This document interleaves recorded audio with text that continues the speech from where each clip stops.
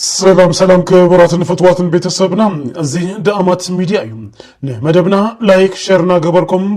كتاترونا عدمنا نزي channel حدش تزخونكم سبسكرايب بمقبال بيتسبنا خنوم نتهبنا زلخم كل عينة دقاف كابل بنمسكن نبتي نحزز حزنا لكم اواناوي حابريتام كنحلف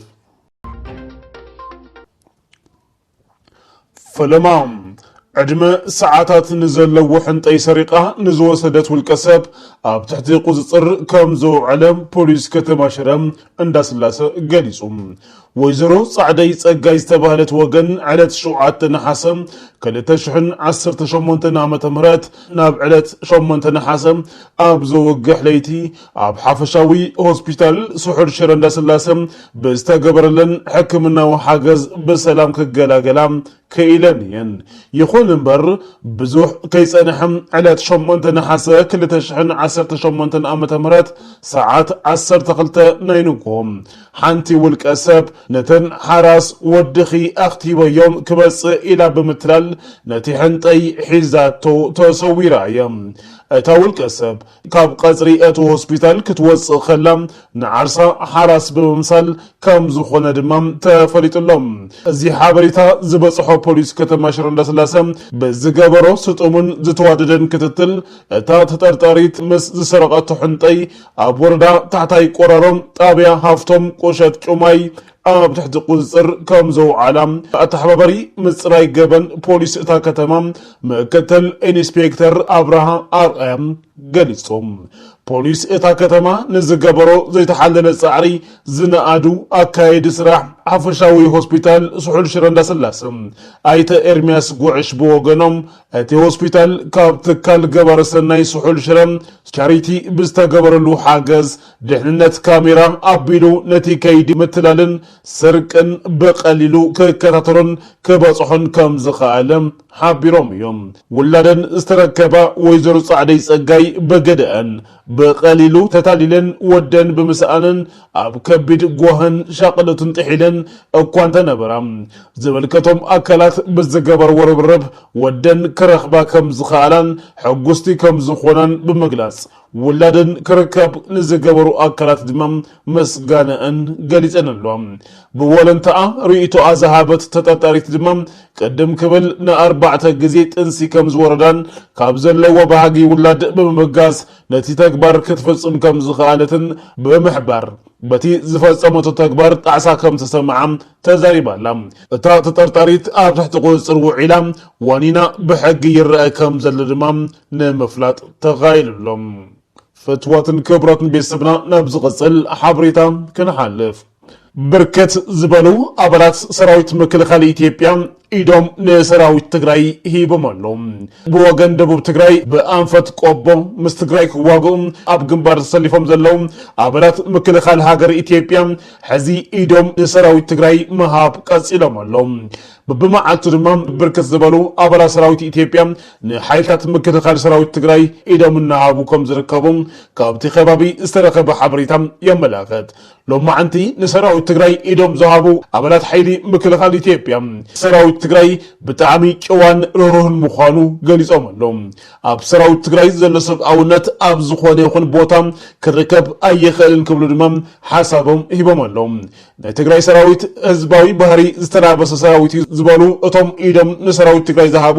ኣባላት ምክልኻል ኢትዮጵያ ሓይሊ ምክልኻል ሰራዊት ትግራይ ዘንጊዕና ዝፈለጥናዮ እኳ እንተኾነ ፍትሓዊ ዕላማ ዝተሓንገጠ ሰራዊት እዩ ክብሉ ድማ ወሲኾም ገሊጾም ኣለው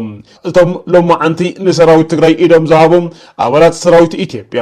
ሰራዊት ኢትዮጵያ ናይ ምውጋእ ሞራል ከም ዘይብሉን በብማዓልቱ ይፈርስ ከም ዘሎን ድማ ተዛሪቦም ኣለው ነብዚ ቅጽል ሓበሬታ ክንሓልፍ ሲቪላዊ መከላኸል ማለት ውን ሲቪል ዲፌንስ ንህላወ ህዝብ ትግራይ ህጹጽን ወሳንን ብሔራዊ ጉዳይ ምዃኑ ተገሊጹ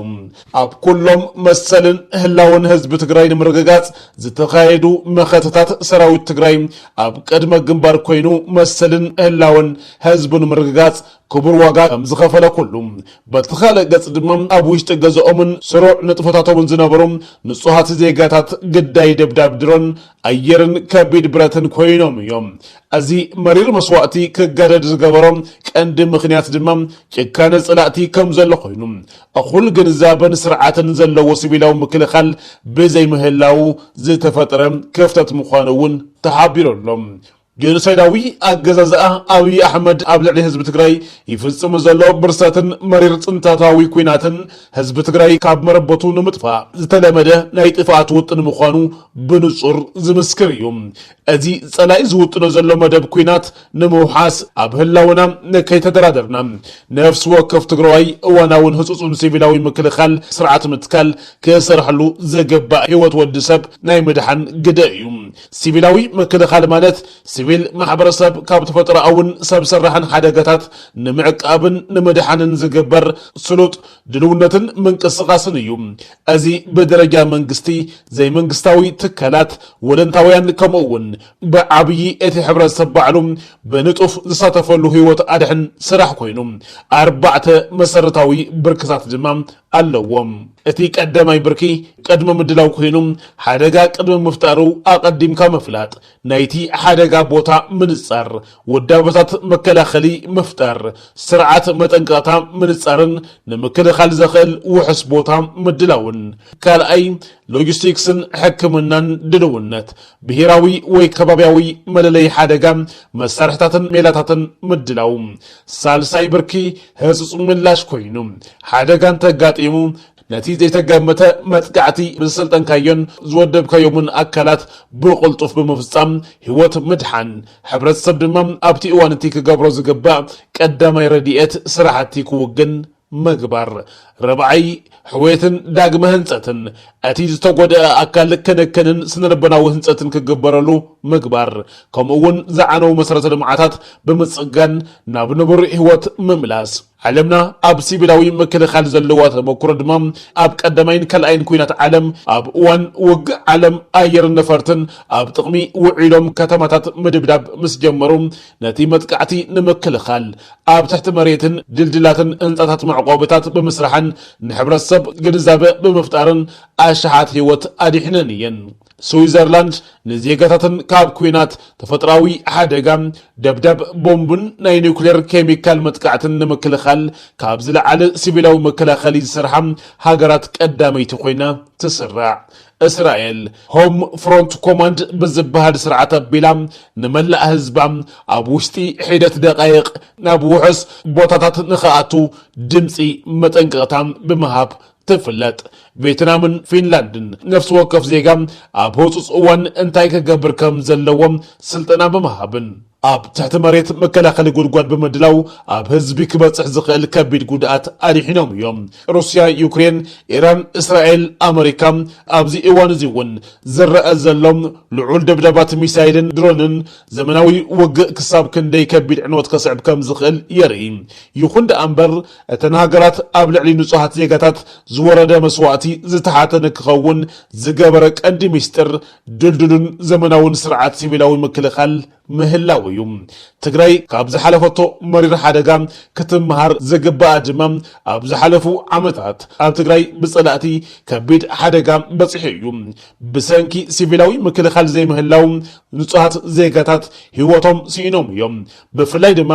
ደብዳብ ኣየርን ድሮንን ትፍጸም ድሕሪ ቀዳማይ መጥቃዕቲ ብቕልጡፍ ናብቲ ዝወደቕሉ ቦታ ምእካብ ተወሳኺ ህይወት ክጠፍእ ዕዱል መሃብ እዩ ስለዝኾነ ድማ መዕቆብታት ምድላው ኣብ ከባቢታትና ኣብ ቤት ትምህርቲ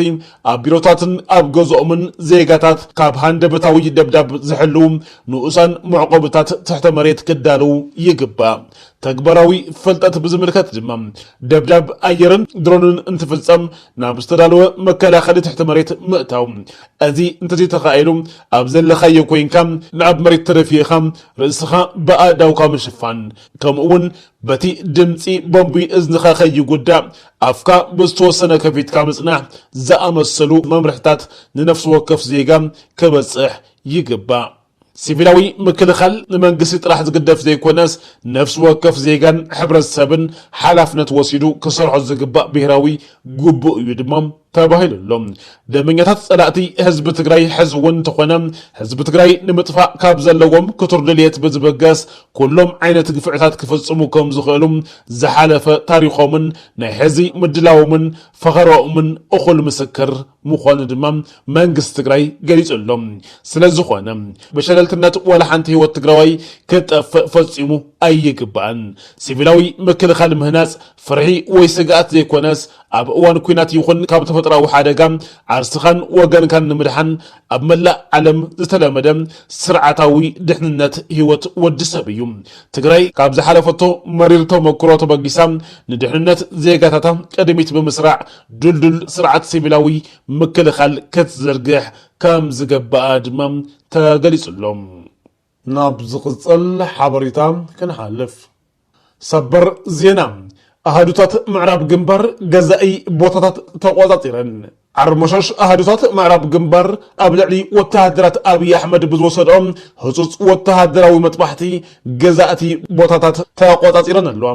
ልዑል ወተሃደራዊ ረብሓ ዘለወን ከባብታት መቻች ረደምን ልጉድን ኣብ ትሕቲ ቁጽጽር ሓይልታት ምክልኻል ትግራይ TDF ኣቴን ኣለዋ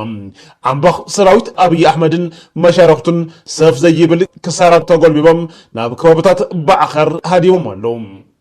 ሰራዊት ብልጽግና ይፈርስ ከም ዘሎ ተፈሊጡ እዞም ንምምላስ ቀይሕ ባሕሪ ተባሂሎም ዝተዓስከሩን ብግንባር ደቡብ ብሰላም ኢዶም ዝሃቡን ተወለድቲ ደቡብ ኢትዮጵያ ዝኾኑ ወተሃደራት ሰራዊት ኣብይ ኣሕመድ ኣብ ዓብይ ጭቆናን ተስፋ ምቁራጽን ከም ዝተውሓጡ ንስልጣን ውልቀ ሰቢሉ ከንቱ ሞት ይመውት ምህላው ነዚ ተረዲኡ ሞራሉ ከም ዝሞተ ዳርጋ ኩሉ ካሃድምን ብሰላም ኢዱ ክህብን ከም ዝደልን በቲ ካብቲ ማዕበል መቕዘፍቲ ዝተረፈ አንደበቶም ገሊጾም ሰራዊት ኣብይ ኣሕመድ በብኸባቢኡ ነዝርከባ ኣሃዱታት ሰራዊት ትግራይ ኢዱ መሃብ ድማ ቀጽለሎም TDF ናብ ሎማዓንቲ ዘውግሕ ካብ ብልጽግና ዝተበተኑ ወተሃደራት ክቕበል እዩ ኣርፊዱ ክብተን ዝደሊ ዝጨነቆ ሰራዊት ብልጽግና ድማ በዚሕሎም ዝፈርስ ዘሎ ሰራዊት ንምትካእ ብልጽግና መናእሰይ ምግፋፍ ቀጽለሎም ዝተገፈፈውን ካብ መገዲ ዝጠፍእን ምስተመረቀ ዝሃድምን ኮይኑሎም ውድቀት ብልጽግና ኣብ ቀረባ መዓልቲ ዘይተርፍ ምዃኑ ዋና መመላኸቲ ከም ዝኾነ ድማ ተገሊጹሎም ዘሐጉስ ዜና ሎሚ ቅድሚ ሰዓታት ኣቢሉ 4 ዕጡቋት ተጋሩ ዓዶም ትግራይ ኣትዮም ኣለዉ ብምላዛት ኣቢሎም ካብ ዓፋር ዝተመለሱ ዕጡቋት ምስ ሓደ ክላሽ እዮም ትግራይ በፂሖም ዘለዉ ብኣንፈት ዓፋር ቶንሳ ድማ ትማሊ ምሸት 3 ተመሊሶም ኣለዉ ብቐድሚ ትማሊ እውን 8 ተጋሩ ብስቆጥ ኣቢሎም ዓዶም ኣትዮም እዮም ክብሮትን ፍትወትን ቤተሰብና እዚ ኣብ ሓራ መሬት ብዝብል ኣብ ዓፋር ተወዲብኩም ትንቀሳቀሱ ዘለኹም ተጋሩ ሕዝውን ኣደዳ ናይ ጸላኢ መሳርሒ ካብ ምዃን ናብ ህዝብኩም ናብ ሰራዊትኩም ሰራዊት ትግራይ ኢድኩም በመሃብ ናብ ዓድኩም ክትመጹ ኣብ ጎኒ ሰራዊትኩምን ህዝብኩምን ኮይንኩም ድማ ነቲ ዘይተርፍ ዓወት ቃልስኩም ከተሐይሉ ከም ዝገባእ ጻውዒት እናቀረበ ይርከብ ሓይሊ ኣየር ሱዳን ካብ ኢትዮጵያ ዝመጽእ ዝነበረ ወተሃደራውን ሎጂስቲክ መሳርሕታትን ናብ ምልሻ RSF ኣብ ዝኸደሉ እዋን ብናይ ኣየር መጥቃዕቲ ከም ዘዕነወም ሓቢሮሎም ኣብ ዞባ ሰማያዊ ኣባይ ኣብ ዝርከብ ኮምሮክን ቃይሳንን ንዝርከቦም ምትኽኻባትን መርገጽታትን ምልሻታት RSF ዕላማ ብምግባር ዝተዋደደ መጠነ ሰፊሕ መጥቃዕቲ ኣካይዶም ኣብ ልዕሊ ሰራዊት RSFን ሰራዊት ኢትዮጵያን ኣብ ሰብን ንብረትን ከቢድ ዕንወት ከም ዘብጽሐም ሰራዊት ሱዳን ኣፍሊጡሎም فتواتن كوبرات بيسبنا بقصالي بخالي حبريتا نرخبنا كساب شعو سلامن تعنان تمانينا سلامن كسانتن نهزب تقراي عوت نتي جيغنا سراوي تقراي